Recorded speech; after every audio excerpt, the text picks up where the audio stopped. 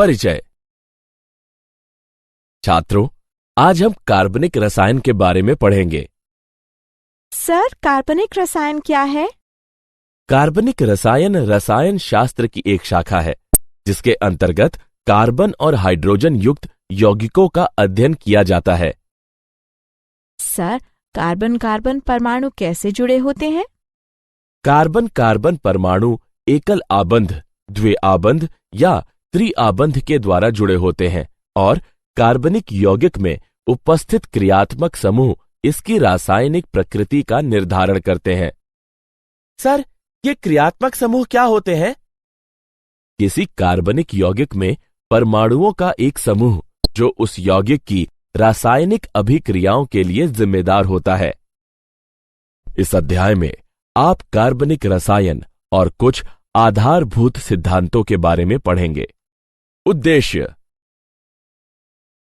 इस पाठ के अंत में आप निम्न करने में सक्षम हो जाएंगे।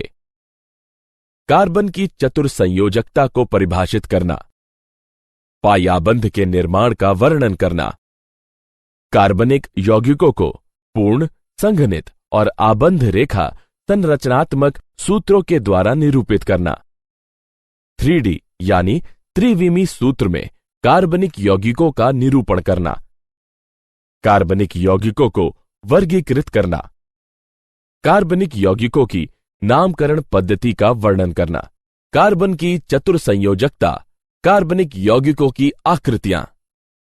कार्बनिक रसायन हाइड्रोकार्बन और उसके व्युत्पन्न माने जाने वाले अन्य यौगिकों का अध्ययन है। कुछ कार्बनिक यौगिकों में कार्बन और हाइड्रोजन के अलावा nitrogen, oxygen, sulphur, phosphorus, halogen आदि तत्व भी मौजूद हो सकते हैं। कार्बन यौगिकों की आकृतियां। एक कार्बन परमाणु के ब्रह्मात्म कोश में 4 इलेक्ट्रॉन होते हैं, अतः अपने अष्टक को पूर्ण करने के लिए इसे 4 और इलेक्ट्रॉनों की आवश्यकता होती है।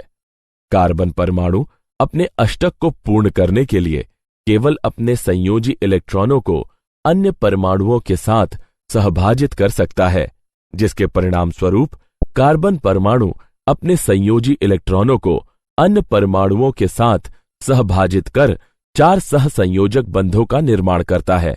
इसे कार्बन की चतुर्संयोजकता कहते हैं। उदाहरण: मीथेन, एथीन, एथाइन।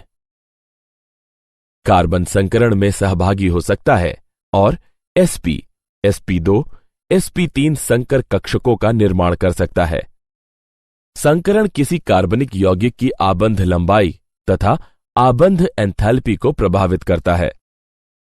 sp संकरित कक्षक में s गुण अधिक होने के कारण यह नाभिक के समीप होता है और sp3 कक्षक से अधिक सामर्थ्यवान आबंध का निर्माण करता है। sp2 संकरित कक्षक sp और sp3 संकरित कक्षक के मध्यवर्ती होता है। पायाबंधों के कुछ विशिष्ट अभिलक्षण। पायाबंध 2 निकटवर्ती परमाणुओं के p कक्षकों के पार्श्व अतिव्यापन से निर्मित होता है। p कक्षक एक दूसरे के समानांतर और अणु के तल के लंबवत होने चाहिए। पायाबंध कार्बन कार्बन द्विआबंध के चारों ओर घूर्णन प्रतिबंधित कर देता है। पायाबंध बहुआबंध युक्त यौगिकों में इलेक्ट्रॉन आवेश अभ्र उपलब्ध कराता है। कार्बनिक यौगिकों का संरचनात्मक निरूपण। पूर्ण संघनित तथा आबंध रेखा संरचनात्मक सूत्र। कार्बनिक यौगिकों की संरचना को लुईस या बिंदु संरचना, लघु संरचना तथा आबंध रेखा संरचना के द्वारा निरूपित किया जा सकता है। लुईस या बिंदु संरचना को ऋण में प्रदर्शित कर संक्षिप्त किया जा सकता है। एक लघु रेखा एकल आबंध को निरूपित करती है। उदाहरण: प्रोपेन। द्विलघु रेखा द्विआबंध को निरूपित करती है। उदाहरण: प्रोपीन। त्रिलघु रेखा त्रिआबंध को निरूपित करती है। उदाहरण: प्रोपाइन। ऐसे संरचनात्मक निरूपणों को पूर्ण संरचनात्मक सूत्र कहा जाता है। कार्बनिक यौगिकों का संरचनात्मक निरूपण। संघनित संरचनात्मक सूत्र में प्रत्येक कार्बन परमाणु को पृथक पृथक एक के बाद लिखा जाता है। उन कार्बन परमाणुओं से जुड़े समान समूह को कोष्ठक में लिखकर संख्या को पादांक में प्रदर्शित करते हैं। उदाहरण, पूर्ण संरचनात्मक सूत्र। इसके संघनित सूत्र को निम्न प्रकार से लिखा जा सकता है। आबंध रेखा संरचनाएं। इसमें कार्बन और हाइड्रोजन परमाणु नहीं दर्शाए जाते, केवल कार्बन कार्बन परमाणुओं के बीच के आबंध को टेढ़ी मेढ़ी रेखाओं के द्वारा दर्शाया जाता है। कार्बन और हाइड्रोजन के अतिरिक्त परमाणुओं को संरचना में दर्शाया जाता है और सिरे मिथेल समूह को इंगित करते हैं। उदाहरण, butyl chloride, propene, cyclohexane, diethyl ether, dimethyl amine. कार्बनिक यौगिकों का त्रिविमी निरूपण। कागज पर कार्बनिक यौगिकों के त्रिविमी संरचनाओं को ठोस और डैश वेज सूत्र के उपयोग के द्वारा निरूपित किया जाता है। ठोस वेज उस आबंध को दर्शाता है जो कागज के तल से दर्शक की ओर प्रक्षेपी है। डैश वेज दर्शक से दूर जाने वाले आबंध को दर्शाता है। कागज के तल में स्थित आबंध को साधारण रेखा के द्वारा प्रदर्शित किया जा सकता है। उदाहरण, मीथेन। कार्बनिक यौगिकों का वर्गीकरण। कार्बनिक यौगिकों को अचक्रीय अथवा विवृत श्रृंखला यौगिक और चक्रीय या बंद श्रृंखला या वलय यौगिक में वर्गीकृत किया जा सकता है। चक्रीय यौगिकों को आगे समचक्रीय या कार्बोसाइक्लिक यौगिक और विषम चक्रीय यौगिक में विभाजित किया जा सकता है। समचक्रीय को आगे एलिसाइक्लिक और एरोमेटिक यौगिकों में विभाजित किया जा सकता है। यह एरोमेटिक यौगिकों को आगे बेंजीनाइड और एबेंजीनॉइड यौगिकों में विभक्त किया जा सकता है। अचक्रीय या विवृत श्रृंखला यौगिक। अचक्रीय यौगिक विवृत श्रृंखला यौगिक होते हैं और ये एलिफैटिक यौगिक भी कहलाते हैं। एलिसाइक्लिक या बंद श्रृंखला या वलय यौगिक। एलिसाइक्लिक वे कार्बनिक यौगिक होते हैं जिसमें 3 या अधिक कार्बन परमाणु आपस में जुड़कर वलय का निर्माण करते हैं। एरोमेटिक यौगिक। एरोमेटिक यौगिक वे कार्बनिक यौगिक हैं जिनमें बेंजीन और अन्य चक्रीय यौगिक सम्मिलित होते हैं। बेंजीन, नेप्थलीन, टॉलीन, आयोडीन, बाइफेनिल, एंथ्रेसीन, फेनॉन्थ्रेरीन इत्यादि बेंजेनाइड एरोमेटिक यौगिक हैं।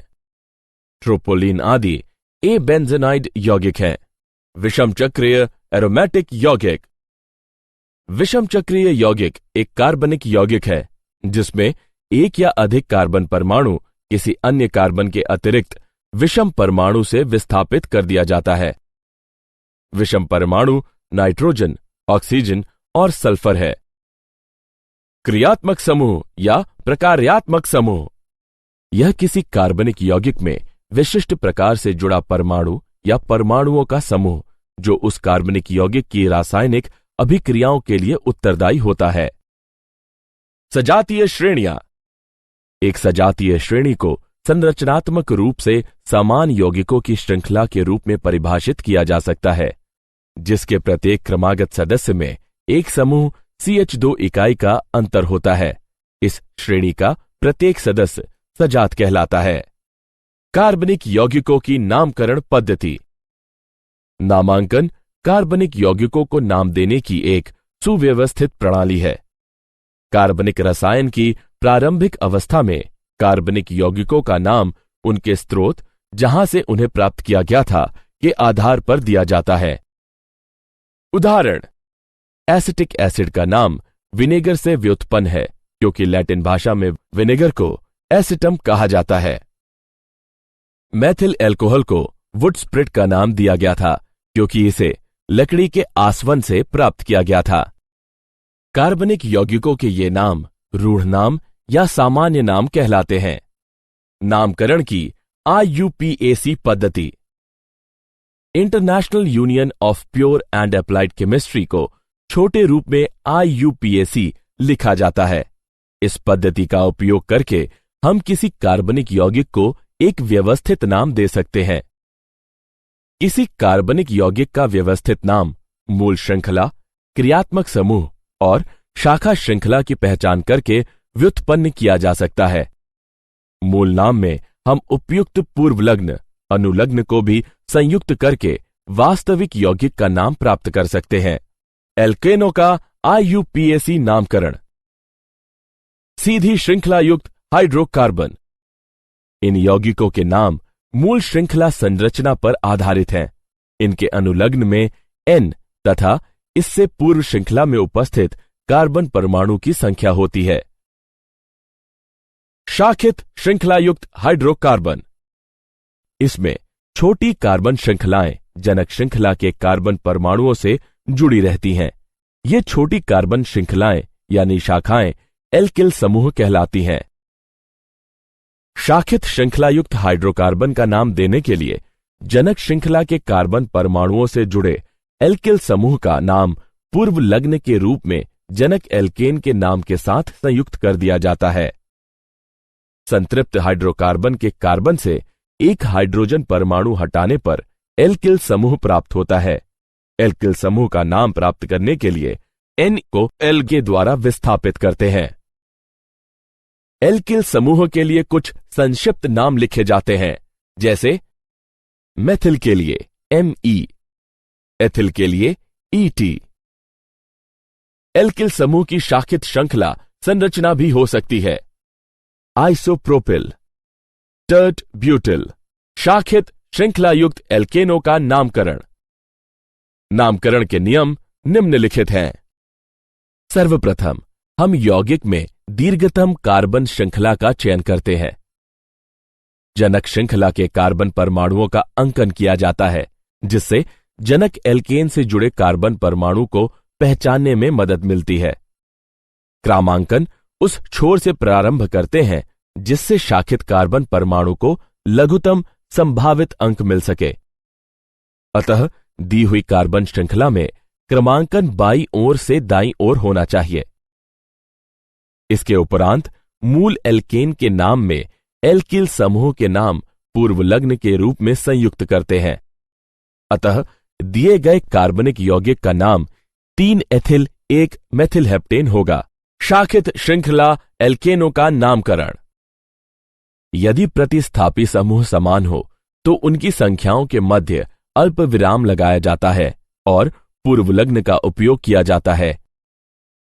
जैसे 2 के लिए डाई, 3 के लिए ट्राई, 4 के लिए टेट्रा, 5 के लिए पेंटा, 6 के लिए हेक्सा, 7 के लिए हेप्टा, 8 के लिए ऑक्टा, 9 के लिए नॉन और 10 के लिए डेको। उदाहरण 2,3 डाइमेथिल हेप्टेन। यदि 2 प्रतिस्थापी समूह दोनों छोरों से समान स्थिति पर आते हैं तो निम्नतम संख्या उस कार्बन को दी जाती है जो अंग्रेजी वर्णमाला क्रम में पहले आता है। उदाहरण 2 एथिल 5 मेथिल हेक्सेन। कुछ सामान्य IUPAC नाम निम्नलिखित है। सामान्य नाम आइसोप्रोपिल है। इसका IUPAC नाम 1 मेथिल एथिल और इसकी संरचना है। सामान्य नाम सेक ब्यूटिल। इसका IUPAC नाम 1 मेथिल प्रोपिल और इसकी संरचना है।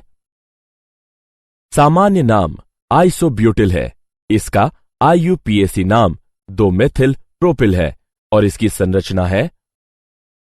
सामान्य नाम टर्ट ब्यूटिल है। इसका IUPAC नाम 1,1 डाइमेथिल एथिल है और इसकी संरचना है। सामान्य नाम नियोपेंटिल। इसका IUPAC नाम 2,2 डाइमेथिल प्रोपिल है और इसकी संरचना है। मूल्यांकन। आगे बढ़ने से पहले आइए देखें कि आपने कितना सीखा। सही विकल्प चुनकर रिक्त स्थानों की पूर्ति करें। शाखित श्रृंखला वाले एल्केनों का नामकरण। बहुप्रतिस्थापी समूह वाले यौगिकों के नामकरण में निम्नलिखित नियमों को ध्यान में रखना आवश्यक है। यदि कार्बन की समान संख्या वाली 2 श्रृंखलाएं हैं तो ज्यादा शाखा श्रृंखला वाली श्रृंखला को चुना जाता है। श्रृंखला का अंकन उस छोर से प्रारंभ किया जाता है जिस ओर से प्रतिस्थापी को निम्नतम अंक प्राप्त हो। उदाहरण, दिए हुए यौगिक का IUPAC नाम 4,2,2 डाइमेथिल प्रोपिल ऑक्टेन है। चक्रीय यौगिक।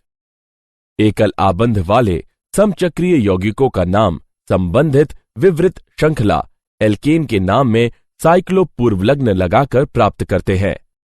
उदाहरण, साइक्लोब्यूटेन, साइक्लोपेंटेन, साइक्लोहेक्सेन। क्रियात्मक समूह वाले कार्बनिक यौगिकों का नामकरण। क्रियात्मक समूह किसी कार्बनिक यौगिक की रासायनिक अभिक्रियाशीलता की प्रवृत्ति को परिभाषित करता है। बहुक्रियात्मक समूह वाले यौगिकों में एक क्रियात्मक समूह को मुख्य क्रियात्मक समूह मान लिया जाता है।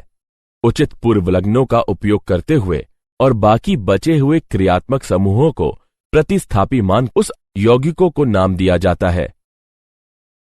कुछ क्रियात्मक समूहों की तालिका निम्नलिखित है। प्राथमिकता के आधार पर क्रियात्मक समूहों का घटता हुआ क्रम निम्नलिखित है। कार्बोक्सिलिक अम्ल, acid anhydride, ester, acid chloride, amide, nitrile, aldehyde, ketone, alcohol, amine, alkane, alkene, alkyne, halo, nitro, alkoxy, alkyl. उदाहरण, हम निम्नलिखित कार्बनिक यौगिकों के IUPAC नाम लिखेंगे। यहां मूल शब्द ब्यूट है और अनुलग्न एन है। यहां दो क्रियात्मक समूह है, कीटोन और एल्कोहल। एल्कोहल समूह की अपेक्षा कीटोन समूह को उच्च प्राथमिकता प्राप्त है। अतः द्वितीयक अनुलग्न ओन होगा। पूर्वलग्न मेथिल और हाइड्रोक्सिल होंगे। अतः नाम होगा 3 हाइड्रोक्सी, 3 मेथिल ब्यूटेन, 2 ओन। प्रतिस्थापी बेंजीन व्युत्पन्नों की नामकरण पद्धति। बेंजीन व्युत्पन्नों का नाम प्राप्त करने के लिए प्रतिस्थापी समूह का नाम पूर्वलग्न के रूप में बेंजीन शब्द से पूर्व लिखते हैं।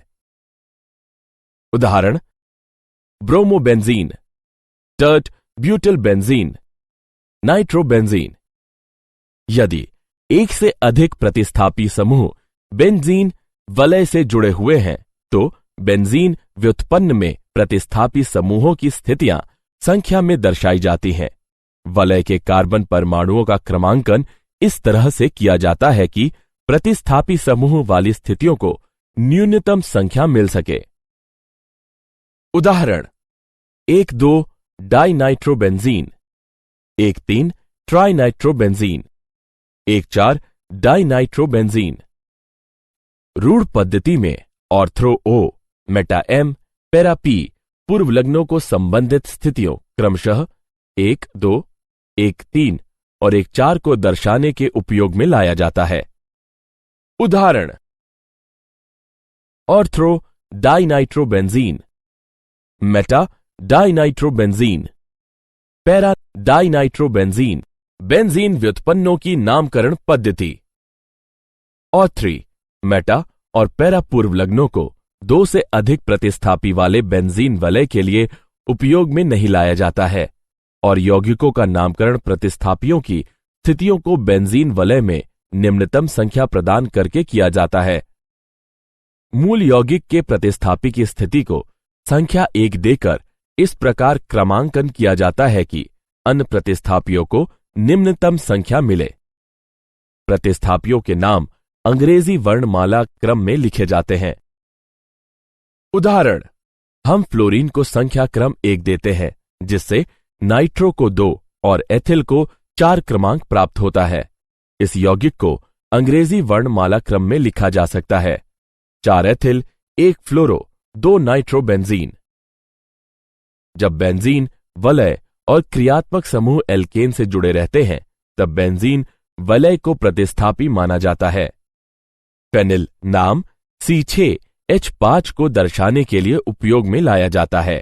क्या आप जानते हैं, मैसेंजर अंतरिक्ष यान ने बुध ग्रह पर न सिर्फ जल और बर्फ के अस्तित्व का खुलासा किया और साक्ष्य प्रस्तुत किए बल्कि कई जगहों पर यह बर्फ 10 सेंटीमीटर मोटी कालिख जैसे कार्बनिक पदार्थ की परत से ढकी हुई प्रतीत होती है। सारांश। आइए हमने जो कुछ सीखा है उसे संक्षेप में दोहराएं। कार्बनिक रसायन हाइड्रोकार्बन और उसके व्युत्पन्न माने जाने वाले अन्य यौगिकों का अध्ययन है। कार्बन एक चतुर्संयोजी यौगिक है। पायाबंध दो निकटवर्ती परमाणुओं के पी कक्षकों के पार्श्व अतिव्यापन से निर्मित होता है। कार्बनिक यौगिकों को पूर्ण संघनित और आबंध द्विरेखा संरचनात्मक सूत्र के द्वारा प्रदर्शित किया जा सकता है। त्रिविमी यानी 3D निरूपण में ठोस वेज उस आबंध को दर्शाता है जो कागज के तल से दर्शक की ओर प्रक्षेपी हैं और डैश वेज दर्शक के दूर आबंध को दर्शाता है। अचक्रीय यौगिक विवृत श्रृंखला संरचनाएं हैं, जबकि एलिसाइक्लिक वे कार्बनिक यौगिक हैं जो आपस में एक वलय में जुड़े रहते हैं। क्रियात्मक समूह किसी यौगिक में उपस्थित परमाणुओं का ऐसा विशिष्ट समूह है जो उस यौगिक की रासायनिक अभिक्रिया के लिए जिम्मेदार होता है। कार्बनिक यौगिकों का नाम नामकरण पद्धति के अनुसार दिया जाता है। ऋण पद्धति में ortho O, Meta M, para P पूर्वलग्नों को बेंजीन वलय की संबंधित स्थितियों क्रमशः 1,2, 1,3 और 1,4 को दर्शाने के लिए उपयोग में लाया जाता है।